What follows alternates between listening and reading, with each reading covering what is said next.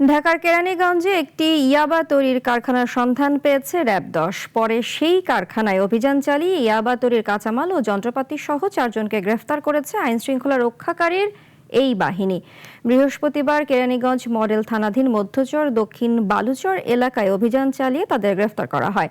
দুপুরে কারওয়ান বাজারে RAB media সেন্টারে আয়োজিত এক সংবাদ সম্মেলনে এসব তথ্য জানান র‍্যাব-১০-এর অধিনায়ক অতিরিক্ত ডিআইজি মোহাম্মদ আসাদুজ্জামান। তিনি আরও জানান, গ্রেফতারকৃতরা ২ বছর ধরে এই কাজে যুক্ত বলে জানিয়েছে। এছাড়া তাদের জিজ্ঞাসাবাদে আরও কারখানা থাকার ইঙ্গিত পাওয়া গেছে।